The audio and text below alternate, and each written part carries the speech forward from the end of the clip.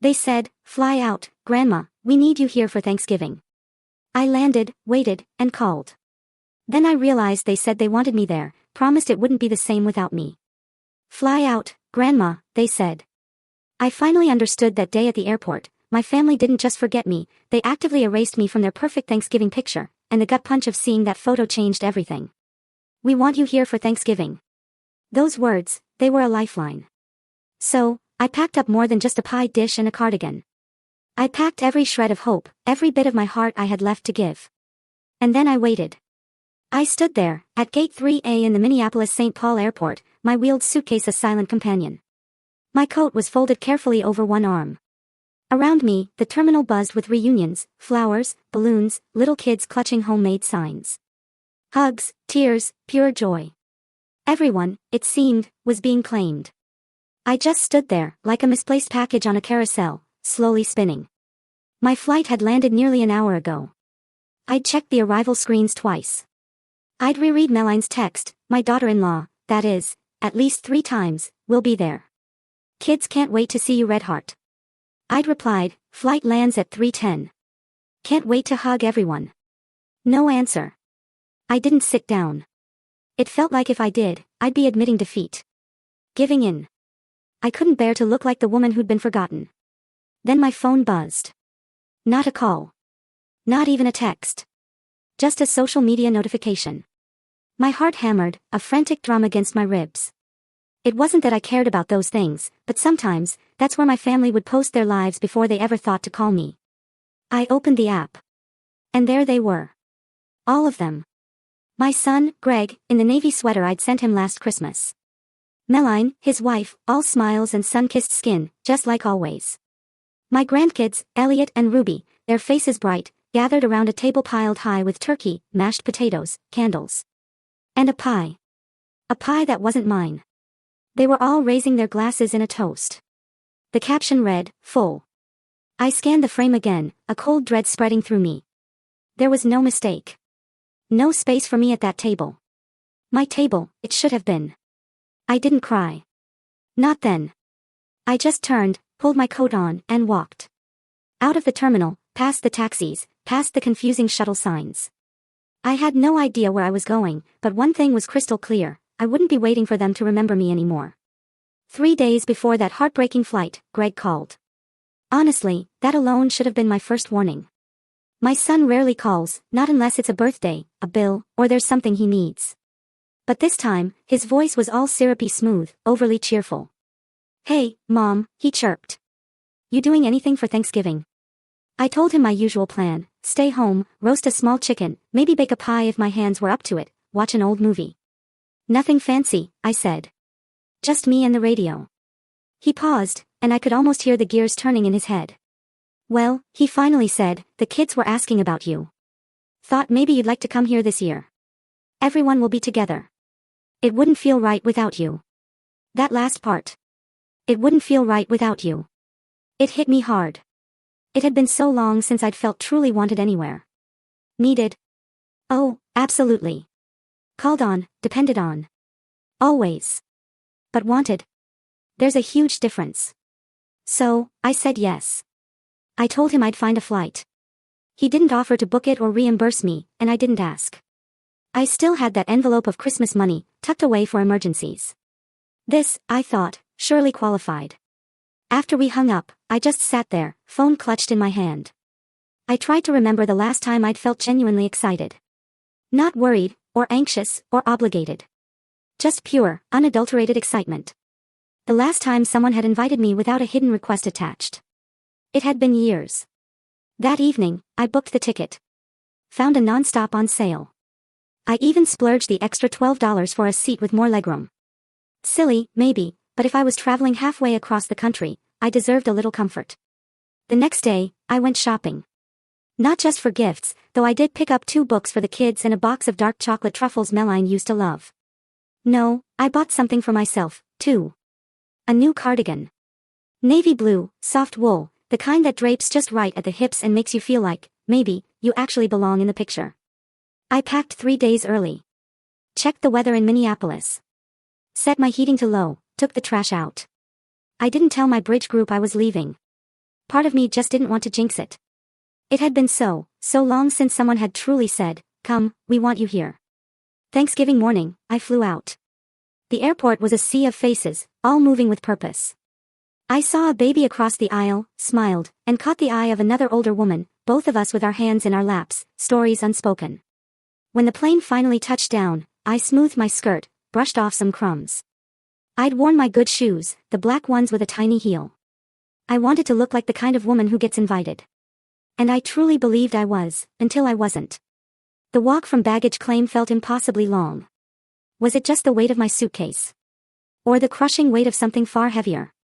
I rolled my bag past coffee kiosks, past families locked in joyful embraces, past a young woman openly weeping into her boyfriend's shoulder. I wasn't bitter, not then. Just displaced, like someone had pressed pause on my life while the rest of the world spun on without me. Outside, the sky hung heavy and gray, that flat, dull Midwestern light that makes the very air feel thick. My phone was silent. No texts, no missed calls. I checked the time again, 3:54 p.m. Thanksgiving dinner usually wouldn't start until 5 or 6, right? Maybe they were just busy. Kids running wild, turkey needing basting. A million harmless reasons, all of them plausible. But even harmless reasons sting when you're standing alone at arrivals.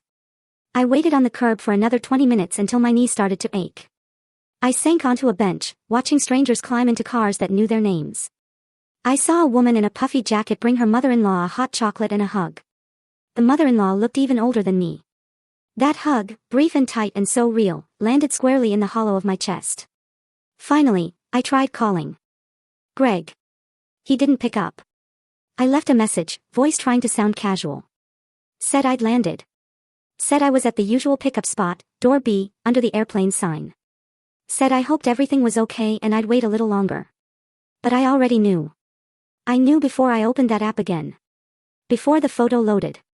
Before I saw the cranberry sauce, the long wooden table, and the caption about hearts being full. It wasn't the first time I'd been forgotten. But it was the first time I truly let myself admit that's exactly what it was. I stood up, dusted off my coat, and pulled my suitcase behind me. No cab, no Uber. Just me and the sidewalk. A man pushing a stroller gave me a tired smile. I nodded back. It's funny, isn't it? How you can feel more seen by a complete stranger at an airport than by your own blood. It was almost 5 now. The air had turned sharp, the kind of chill that slips under your collar and whispers, "What now?" I didn't have an answer. I just kept walking. My good shoes weren't meant for this much pavement, but I didn't stop. About half a mile out, past a car rental return, I saw it. A squat little building with a flickering neon sign, Tina's Diner. The windows were fogged up, cozy from the warmth inside. Someone had taped paper turkeys to the glass. I went in. The bell above the door jingled. Inside, it smelled of hot grease and cinnamon. Vinyl booths, yellowed menus, a counter with cracked stools. Maybe 6 other people. A man in a UPS jacket. An older couple eating in silence. A waitress with a short ponytail looked up when I entered. "Happy Thanksgiving, hun," she said. "Same to you," I replied, surprised by the steady strength in my own voice. I slid into a booth near the window. The seat was warm. The table, clean. I pulled off my coat. "Kitchen slow today," the waitress said, handing me a menu. "But we've got turkey and pie." "Pie sounds good," I said. "What kind?" She grinned. "Pumpkin, pecan, or key lime." "Pumpkin," I told her. "And some tea, please." "You got it." I looked out the window as I waited, my suitcase sitting beside me like an obedient dog. My phone was face down on the table, vibrating once. I didn't flip it over. The pie arrived. Warm, with a dollop of whipped cream that leaned a little. The tea was strong and slightly bitter, just the way I like it. I took a bite. Then another. It was the best piece of pie I'd had in years. Maybe not because of the spices or the crust.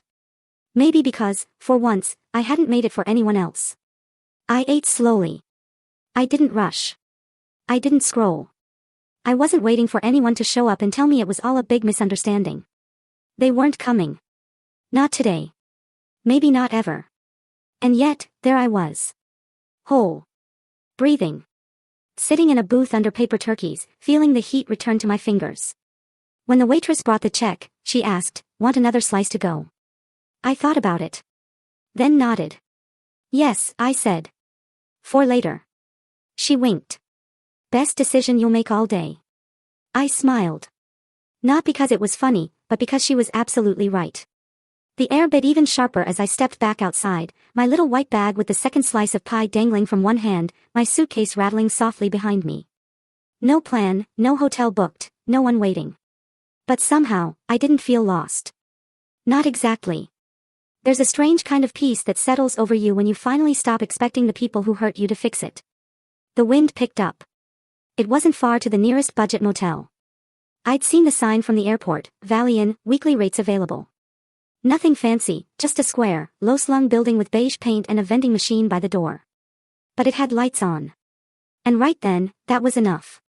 Inside the lobby, a man behind the counter was watching football on a tiny TV, his face a map of boredom and fryer grease. Need a room? He grunted. Yes, I said. Just for one night. Single. I looked down at myself. My good shoes were scuffed from the walk. My new cardigan smelled faintly of airplane. I nodded. Single. He slid a form across the counter. ID card. I handed them over. While he typed, I glanced at the TV.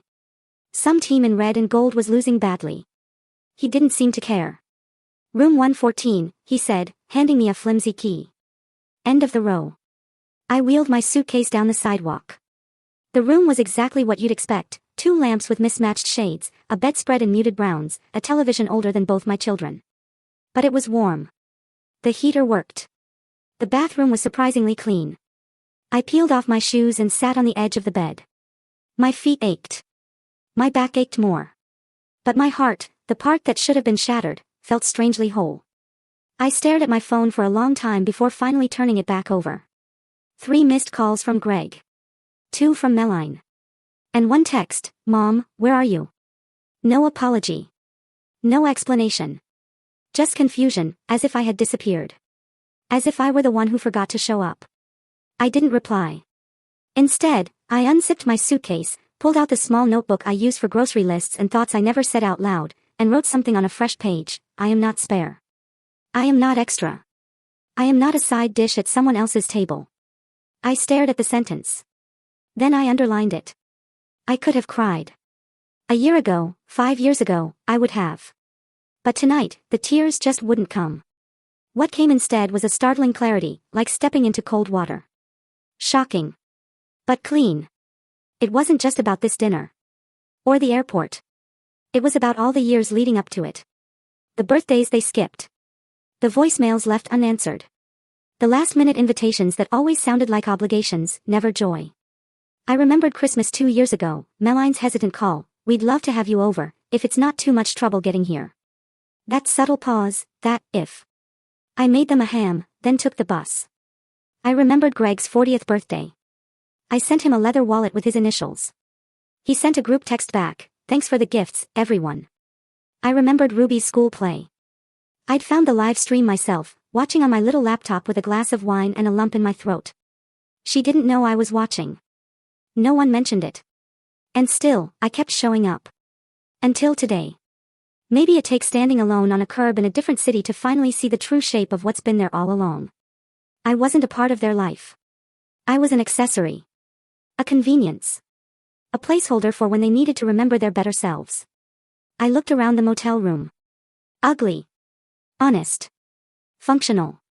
It was the most honest place I'd been in years. I got up, made myself a cup of motel tea from the plastic machine, and sat cross-legged on the bed with my second slice of pie. No china plate, no linen napkin, just a white paper bag and a plastic fork.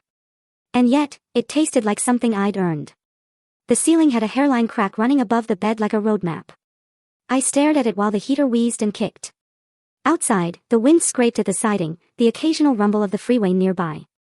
A man 2 rooms over coughed, deep, wet, miserable. Somewhere, a toilet flushed. It wasn't a peaceful night. But it was an honest one. Around 2 a.m., I finally drifted off, the scratchy blanket pulled up to my chin, my notebook still open on the nightstand. I slept in the clothes I'd arrived in, too tired to change, too tired to unpack again. I woke before the sun, a habit I never truly lost. Even in retirement, my body insists on being useful by 6 o'clock. I made another cup of awful instant coffee from the machine, watching the sky outside slowly lighten through the blinds. The pie was gone. The tea too. But the quiet stayed. Just before noon, my phone buzzed. Mom, I'm so sorry. There was confusion with the pickup. We thought your flight was tomorrow. Can you come to the house today? The kids really want to see you. Greg. No explanation for the photo. No mention of their dinner. No apology for posting a Thanksgiving celebration with me pointedly excluded. Just confusion. And, can you? I stared at the message, then set the phone down. I didn't answer. Instead, I got dressed, brushed my hair, dabbed on a little lipstick. It wasn't about seeing them. I wasn't going. It was about dignity. About reminding myself that I still got to decide how I presented myself to the world, even if no one else was looking. The lobby offered bruised apples and coffee that tasted like burnt cardboard. I took an apple from my bag, checked out. The man behind the counter barely glanced up from his football recap. Outside, it was cold and clean. The wind had finally calmed, and the sky was that brittle, endless November blue. Sharp, high. I didn't go back to the airport right away. There was something else I needed to do first. I walked. About a mile down the road, tucked between a gas station and a closed tire shop, I found a small postal annex. I went inside, asked for an envelope and a pen. Do you sell stamps? I asked the young clerk, whose nails had chipped polish but whose eyes were kind. Of course, she said. I need one for a letter to Massachusetts, I told her. She handed it over. I wrote the address from memory, Emma Wexler, Pond Hollow Lane, Worcester. My granddaughter. Emma was Greg's daughter from his first marriage, and the only one who still called me just to talk. She was 23 now, finishing nursing school. She sent me pictures of her cat, told me when she passed exams, asked for my cornbread stuffing recipe. The envelope sat empty for a moment. Then I pulled a page from my notebook and began to write. Emma, dear, I started, you once told me I was your safe place. Hearing that meant more to me than almost anything in this world. This Thanksgiving didn't go as planned.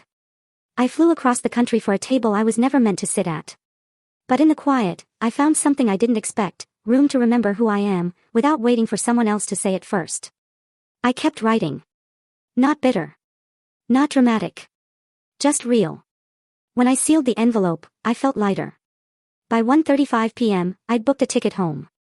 Same airline, same gate, but a profoundly different woman would be boarding that plane.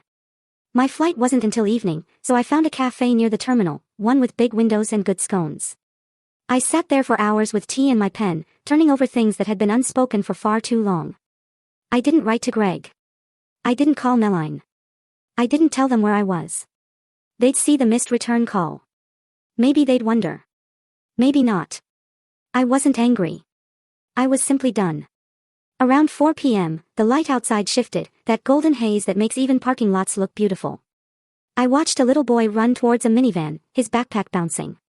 He turned and waved at his grandmother, who was slower, but smiling. She waved back, and he ran to her, grabbing her hand like it was his anchor. I watched them until they disappeared. I deserve that, too, I whispered to myself. Not loud. Not bitter. Just clear. The plane home was only half full. A blessing, truly. I had a whole row to myself. The window seat was cold when I sat down, and I left it that way. I didn't bother folding my coat or smoothing the seatbelt across my lap just yet. For the first time in a very long time, I didn't feel the need to make myself tidy for anyone else's comfort. A flight attendant offered a soft smile. Heading home or leaving it? She asked, placing a plastic cup of water on my tray. Both, I said, a little cryptically. She didn't ask for more. I stared out the window during takeoff, watching the gray city shrink beneath us, the runways crisscrossing like faded scars. As the plane lifted, the sky opened wider, blue above and below, with nothing in between but the dull hum of the engines and my own quiet breathing. I thought I might feel grief again, some familiar wave of it. I waited for it, like one waits for turbulence, but it didn't come. I didn't feel peace, not yet. But I felt something new, still, rooted, present. Halfway through the flight, I pulled my phone from my bag and turned it on. I told myself I was just checking the time, but of course, the notifications poured in. 4 texts from Greg. 1 voicemail. Mom, I'm really sorry. Please call me. The kids were asking where you were. Meline said she thought you knew we moved dinner up a day. Can we talk? I didn't open the voicemail. I didn't delete it either. I just let it sit. Let it wait. The way I had waited. I switched the phone off again. When we landed, it was already dark. My little city glowed in a quiet, familiar way. The shuttle driver who took me back to the parking lot was an older man with a twinkle in his eye. He asked if I'd been visiting family. I smiled. Not exactly. At home, my porch light was still on. I'd left it on out of habit, as if expecting to return tired and full, folded into the warmth of family. Instead, I walked in with pieces of a story in my bag and a mind sharper than it had been in years. My house smelled of lavender and old wood. The radiator clanked on, a comforting sound. I set down my suitcase, hung up my coat. I moved slowly, not from age, but from intention. I made a cup of chamomile tea and sat at the kitchen table. The same table where I'd hosted years of Thanksgivings. Where Greg once spilled gravy. Where Emma once cut snowflakes from napkins. Where Meline had sat tight-lipped, looking at her phone more than my face. I looked around the room as if it belonged to someone I was still getting to know. Then I opened the drawer next to the fridge, that drawer with the files, labeled Greg, Emma, and Legal. I pulled out Greg's folder. It was thick. Receipts. Copies of checks. Printouts of tuition assistance and an invoice from a mechanic I'd helped him pay when his transmission failed. The mortgage closing papers from 2010. The private preschool deposit I'd fronted for Ruby, with a note in Meline's handwriting, "We'll pay you back after the bonus hits." They never did. I turned each page carefully, like tending to old wounds. Not in anger. Not even in sadness. Just with an unsettling clarity. Then I reached for Emma's thinner folder. Birthday cards. Photos she'd mailed me. A printout of her college graduation announcement. Handwritten notes in bubbly ink, thanking me for helping cover a course fee. A postcard from Vermont, "Wish you were here.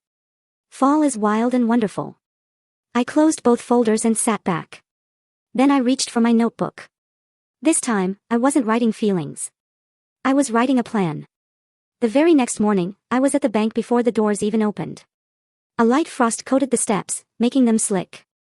But I climbed them slowly, steadily, in my oldest boots and that same navy cardigan. The cardigan didn't match my scarf, but I no longer cared about appearances. I cared about action. The teller, a young man with kind eyes and a nervous smile, greeted me with the politeness people often reserve for the elderly. "Good morning, Mrs. Wexler.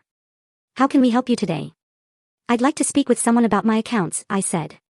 "All of them." He nodded, glanced at his screen, then called someone into the back. A few minutes later, I was ushered into a glass-walled office with soft chairs and the faint smell of printer ink. A woman named Natalie, my account manager, introduced herself. She looked like someone who did yoga at lunch and always had almonds in her purse. "What can I do for you today, Mrs. Wexler?" "I want to suspend all automatic payments," I told her. "Every single one, starting today." She blinked. "All of them?" "Yes." She tapped a few keys, her eyebrows rising slightly as she scanned the screen. "You have quite a few recurring transfers to family members," she noted. "Tuition payments, car insurance, some scheduled gifts to charities as well." "Keep the charities," I said. "Stop the rest." There was a long pause. "Do you want to talk about why?" I looked at her, really looked. To her credit, she didn't fill the silence with fake concern. "No," I said. "I've already spent enough time explaining myself." She nodded. "Understood." While she worked, I sat in the quiet of that office, watching the world move outside the window, a mother wrangling a toddler into a car seat, an older man pushing a walker, a delivery truck idling too long. "Done," Natalie finally said. "Everything's been suspended. I'll prepare the paperwork for full cancellation if you want to come back in to sign tomorrow." "I will." She hesitated. "There's also a power of attorney on file. Gregory Wexler. Do you still want him to have access?" I felt my pulse slow, not rise. "No," I said. "Revoke it." "Understood." She printed the form, and I signed it with steady hands. By the time I left the bank, the frost had melted. I didn't rush. I stopped at the bakery on the corner, bought myself a fresh roll, and walked the long way home. This wasn't about punishing Greg. Not really. It was about drawing a line where I hadn't before. About recognizing that love doesn't grow from sacrifice alone. It needs light. It needs truth. Back home, I pulled the pie dish from the sink, washed it gently, and put it away. Maybe someday I'd make another pie. Maybe not. But I wouldn't make one for people who left me standing on a curb. That afternoon, I called my lawyer, Mr. Altman. He'd handled our affairs for over 30 years, helped us buy the house, settle my husband's will, even drafted the first version of mine back in 2005. His voice was warm, but cautious. Mrs. Wexler, what can I do for you? I'd like to make changes to my estate, I said. And I want to establish a trust for Emma. Yes. He didn't ask why. He didn't have to. People like Mr. Altman had seen every version of family disappointment imaginable. We set a time for the next day. When I hung up, I felt no triumph, no victory. Just a profound clarity. That night, I sat on the porch with a blanket wrapped around my shoulders, tea cooling on the railing. A few neighbors passed by, one waved, one didn't. The street was quiet, and I felt not okay, not healed, but steady. Like I'd finally stopped knocking on a door that was never going to open. The next morning, the sky was soft and low, that pale winter gray that wraps around houses like gauze. I dressed slowly, not from tiredness, but from a deliberate intention not to rush what was coming next. At 9 sharp, I was in Mr. Altman's office, a little 2-story building with green shutters, a reception area smelling faintly of old paper and floor polish. The same gold-framed photos hung where they always had, his children, his boat, his bulldog in a Santa hat. He stood when I entered, still as polite as he was 20 years ago. Mrs. Wexler, he said, extending a hand.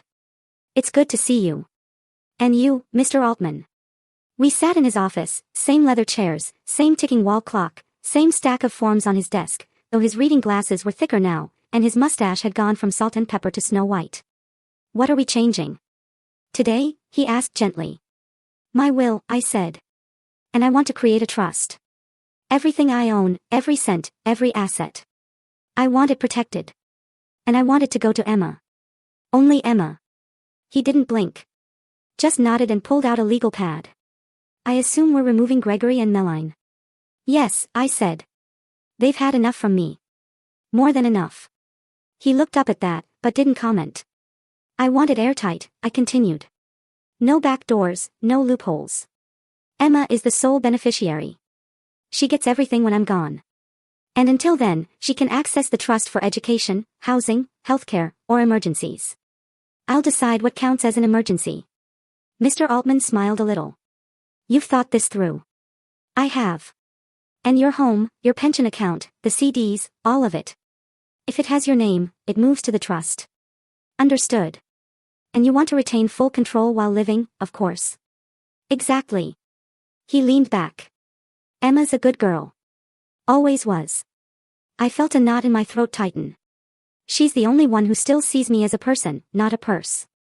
Mr. Altman didn't flinch at the bitterness in my voice. Then let's make sure your wishes are honored. For the next hour, we worked through every item. He asked questions, and I gave firm answers. No more uncertainty. No more benefit of the doubt. When we finished, he gathered the papers into a folder and looked at me with something close to admiration. I'll have the final draft ready in a few days, he said. We'll get it notarized, and it'll be done. Thank you, I said, and I truly meant it. Outside, the air had turned crisp. I walked home slowly, stopping once to buy a small poinsettia at the florist. I didn't decorate much anymore, but I wanted something bright on the kitchen table, something alive. The moment I stepped through the door, the phone rang. I didn't recognize the number, but I answered anyway. Grandma. It was Emma. Her voice, breathy, nervous, warm. I got your letter. I sat down at the kitchen table. You did. I didn't know what happened. Dad and Meline said you canceled your flight last minute. They made it sound like you just changed your mind.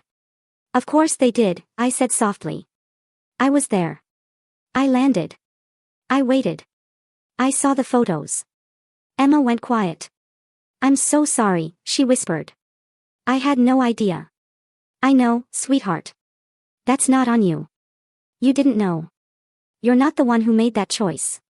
She sniffled on the other end. I missed you so much that day. It didn't feel right without you. For the first time since the airport, tears stung behind my eyes, but they didn't fall. Not this time. Thank you, I said. That means more than you know. There was a silence between us. Not awkward, just full. Grandma, she said finally. Can I come visit next weekend? I have a break from classes. I'll take the train. My heart bloomed with something gentle and painful. Of course, I said. The guest room is ready. I'll bring the chessboard, she said. You still play? I never stopped. We hung up a few minutes later.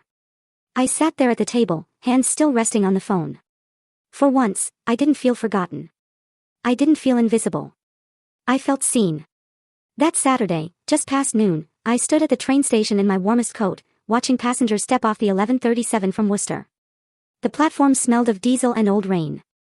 I clutched a paper bag, a sandwich and an apple, just in case she'd forgotten to eat. And then, there she was. Emma stepped off the train, wearing an oversized hoodie and jeans, her dark curls tucked under a beanie, a worn canvas bag slung over her shoulder. She looked older than the last time I'd seen her, sharper somehow. But when she spotted me, her face lit up with something pure and unmistakable. She rushed over and hugged me like she truly meant it. It was that simple. No questions, no apologies, no tension curling in the air between us. Just her arms around me, tight and real. Hi, Grandma, she whispered into my shoulder. Hi, baby, I said. You're here. We drove home in silence for a while. She watched the streets as if trying to memorize them again. I drove slowly, carefully, letting her take it all in. The neighborhood hadn't changed much, but it felt profoundly different with her beside me. Back at the house, I made tea while she set her bag down in the guest room. She returned with that familiar ease of someone who belonged, curling up in the corner of the couch like she'd never left. The chessboard sat waiting on the coffee table. We played a game. She won. Then we played another. I won that one. Fair and square. Later, we sat at the kitchen table, both nursing mugs of tea. The poinsettia I'd bought earlier that week sat in the middle, still red, still vibrantly alive. I read your letter again on the train, she said, tracing the rim of her mug. I've never seen you write like that before. I've never had to, I admitted. I used to think being quiet was a form of grace, but lately, I think it's just made me easy to ignore. Emma looked up at me. I never ignored you. I know. She hesitated. Dad doesn't know I'm here. I figured. He called a couple nights ago, she continued. Asked if I'd seen you since Thanksgiving. I didn't lie. I just said we hadn't talked yet. That was kind. She shook her head. It wasn't kindness. It was exhaustion. I'm tired of pretending things are normal. That surprised me. Emma had always been careful, diplomatic, the peacekeeper in her fragmented family. Hearing her say that, calm and steady, told me she was growing into something strong. You don't have to pretend here, I said. Not ever. She nodded. Neither do you. We sat in silence, just sipping our tea. And for the first time in weeks, I realized I wasn't angry anymore. I didn't need Greg or Meline to grovel or explain, or spin another story about what went wrong. I didn't need a text or a voicemail or a too-late invitation. I had this. My house. My tea. My granddaughter. I had myself. That evening, Emma offered to make dinner. She cooked pasta with garlic and spinach, and I grated cheese while we talked about everything and nothing. Afterward, we watched a silly movie and laughed too hard at parts that weren't really that funny. Before bed, she sat beside me on the couch. Grandma, she said, I don't want to lose you. You won't. Promise. I can't promise forever, I said. But I'm not going anywhere yet. She smiled, then hugged me again, gentler this time, but no less real. After she went to sleep, I sat in the quiet of the living room, the clock ticking like a slow metronome behind me. I looked around at the pictures on the mantel. Some faces had faded, some frames were empty now. But one picture still stood tall, me holding Emma as a baby, my hair darker then, my face softer, but the grip of my hands around her tiny body just as steady. I looked at it for a long time. Then I got up, turned off the light, and went to bed. Emma left Sunday afternoon. We lingered on the porch for a while before her train. I handed her a container of leftover pasta, a folded scarf I'd knitted last winter, and a quiet kind of love I didn't need to explain. She kissed my cheek and promised to call Tuesday. Then she was gone. A quick wave from the back window of the train, her breath fogging the glass. I stood there until the train had shrunk to nothing, then went back inside. The house felt quieter than usual, but not in a lonely way. It was the kind of silence that follows after something important has been said, a silence with shape and weight. I moved through the room slowly, picking up mugs, folding the blanket from the couch, placing the chessboard back on its shelf. When I reached the kitchen, I opened that drawer again. The files sat where I'd left them. Greg's folder still thick with paper. Emma's still light. But it wasn't just about them anymore. It was about me. I pulled out a yellow notepad and began listing everything I'd paid for over the last 15 years. Not just money given directly, but things I'd quietly covered. Home repairs, medical deductibles, legal fees when Greg left his first wife, the down payment for their second car, groceries when Meline was too tired to shop, school fundraisers I'd been guilted into supporting with a check instead of a visit. Line by line, I wrote them down. By the time I finished, the list stretched over 4 pages. It was strange. I hadn't thought of myself as generous, just useful, reliable. Someone who helped because that's what mothers do. That's what I did. But looking at the numbers, I saw it clearly. I'd subsidized their entire life. And in return, they gave me politeness. Hollow birthday wishes. Tired smiles. A chair near the coat rack when there was no room at the main table. I wasn't angry, not really. I was just done. At 3:17 p.m., my phone rang. Greg's name on the screen. I didn't pick up. A minute later, a voicemail, then a text, "Hi, Mom. Just checking in. Hope everything's okay. Let me know when you're free to talk." No urgency, no specifics, just a vague nudge, as if nothing had happened. As if he hadn't left me standing at the curb in another city while he carved turkey and took family photos I wasn't meant to see. I deleted the voicemail without listening. The text. I left it on read. That night, I lit a candle. Not for any special occasion, just for stillness. For the quiet of the house and the way the light caught the edge of the kitchen counter. I poured myself a glass of wine, one of the good bottles I'd been saving for a real holiday. I set a single place at the table, heated a bowl of leftover soup, and I sat. Not scrolling. Not waiting. Not hoping for the phone to ring. I sat in my own life. Later, before bed, I opened my email, found the folder labeled Travel. At the bottom was the receipt for my Thanksgiving flight. Round trip. Return complete. I forwarded it to myself, then added a note in the subject line, proof of departure and return. No rescue, no reunion, just me. I didn't send it to anyone else. I didn't need to. The next morning, I called Mr. Altman again. "I've been thinking," I told him. "I want to add a clause to the trust." "Of course," he said. "What are you thinking?" "I want Emma to be the sole executor, but I also want a letter attached. Not a legal one, a personal one. You can include a statement of intent," he said. "It won't change the legality, but it can explain your reasons." "Good. Then I'll write it." That same morning, I sat down and began, to whoever is reading this after I'm gone. If you're wondering why things were divided this way, let me say clearly, this is not punishment. It's honesty. I've spent my life giving quietly, consistently. But love without respect isn't love. Presence without care isn't family. I chose the one person who saw me before I vanished. I didn't finish the letter that day. I didn't need to rush. Some things deserve to be written slowly. Tuesday came and went without a call from Emma. Not because she forgot, but because we'd agreed on it. She had clinicals that week and didn't want to be distracted. "I'll call Friday after my shift," she'd said. Same time. I trusted her. That morning, though, someone else did call. Meline. Her name lit up my screen like a warning sign. All bright letters and terrible timing. I let it ring out. 30 seconds later, the text arrived. "Hi Irene. Hope you're well. Greg mentioned you've been hard to reach lately. Let's catch up soon." No punctuation where it mattered. No warmth where it counted. Catch up. We weren't old co-workers. We weren't neighbors who borrowed sugar once. I'd been her mother-in-law for almost 15 years. I'd helped her find her first real job after Ruby was born. I'd sent her care baskets when she had her gallbladder out. I'd paid for her mother's funeral flowers when their budget was too tight. Catch up. I set the phone down without replying. Later that afternoon, as if on cue, another message arrived. This one from Greg. "Mom, Meline tried calling. We're starting to get worried. Can you just let us know you're okay?" The irony of it. They left me at an airport, but now they were worried. Not when I was standing with my suitcase and no pickup. Not when I was walking to a diner with frozen fingers. Not when they posted a photo that said, "Full house," with everyone's arms around each other and no seat left for me. But now, when silence echoed back to them, they panicked. Silence is powerful. It unnerves the people who are used to your noise. Your giving. Your yes. I kept the phone off for the rest of the day. That evening, I went through the attic.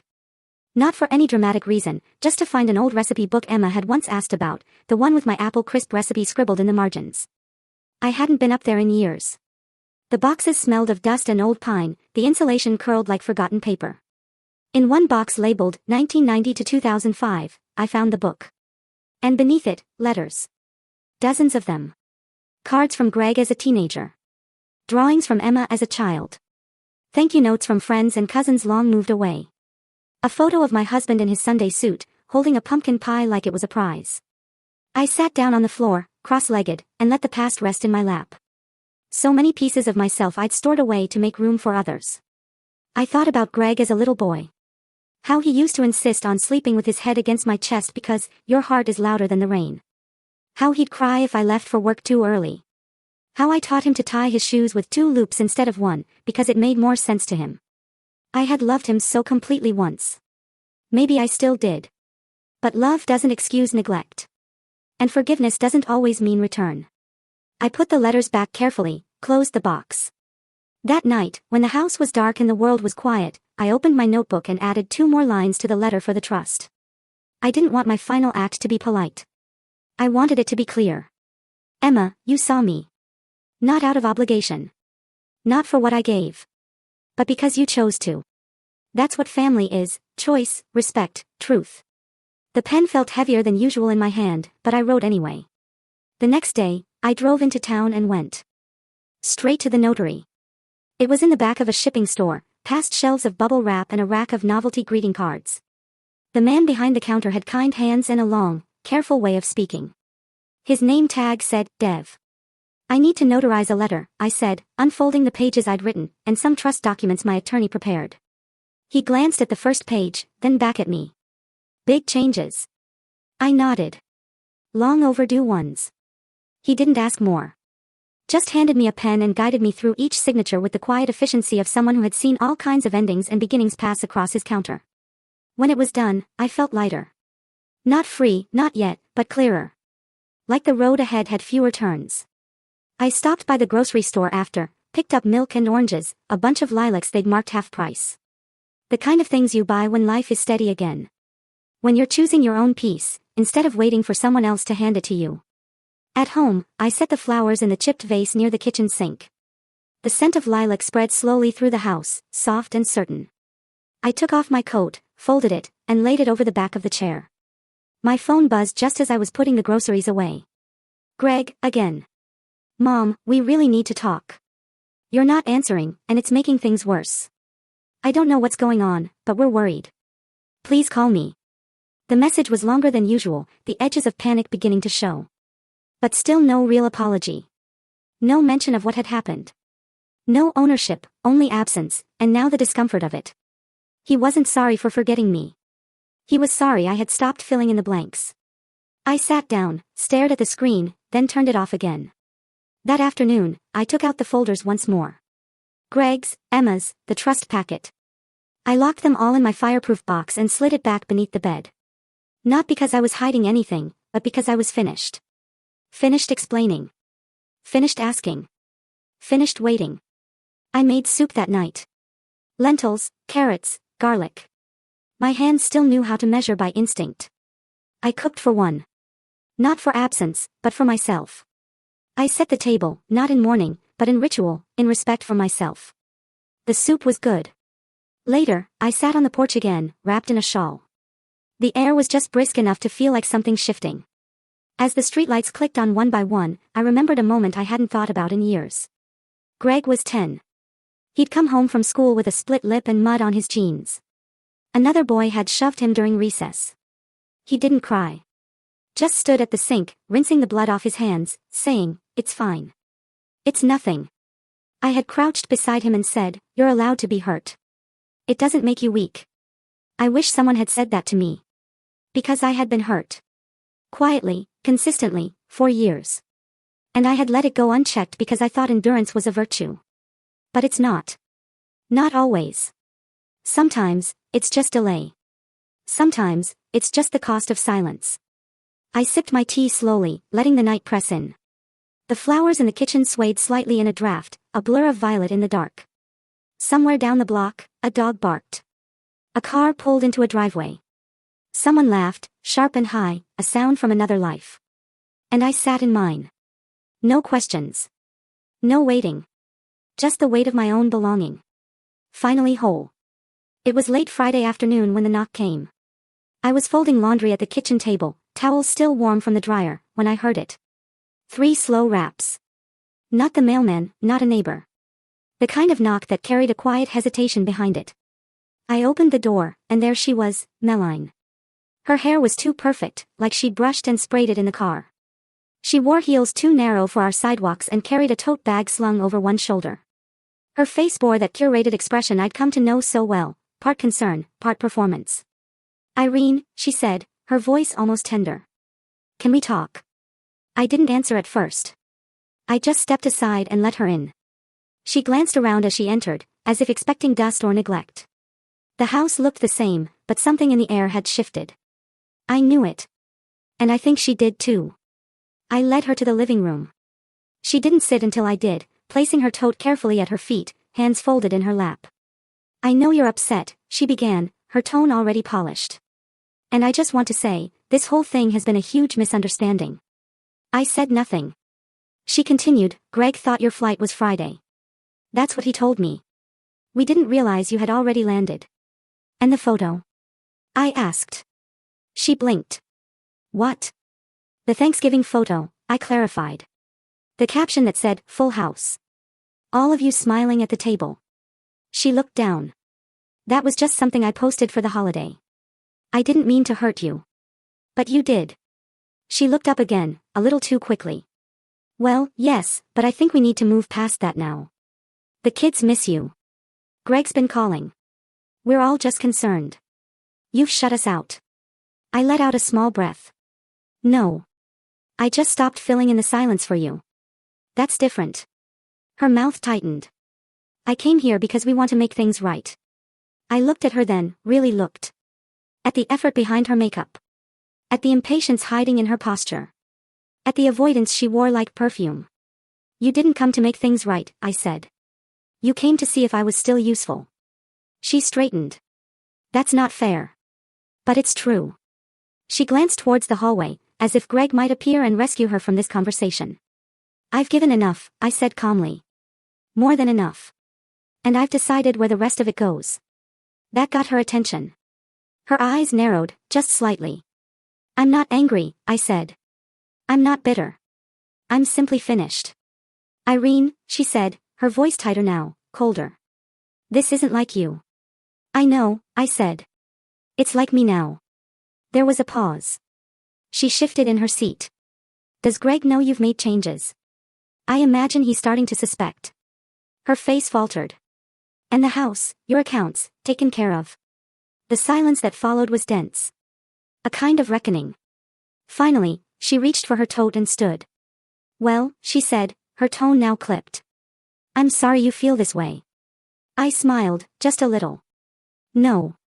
You're sorry I stopped accepting less than I deserved." She didn't reply, just turned and walked to the door. At the threshold, she hesitated.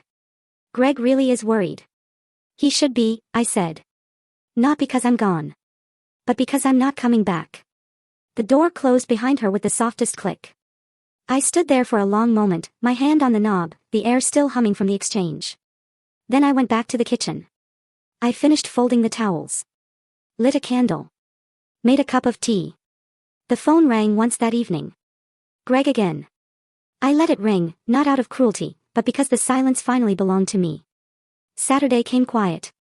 I woke early, not because I had to, but because my body had finally settled into a new rhythm, one not governed by expectation or the noise of someone else's schedule. The sky outside was pale and soft. The kind of morning that doesn't press or promise anything, just is. I took my tea to the porch, sitting under the faded quilt I kept draped over the wicker chair. Steam rose slowly from the cup. Somewhere down the street, a child shouted, followed by the roll of a skateboard. Winter was still holding back, but not for long. I thought about Meline's visit. Not with regret, not with anger, just a detached curiosity, as if I were watching someone else remember a conversation they'd never truly had.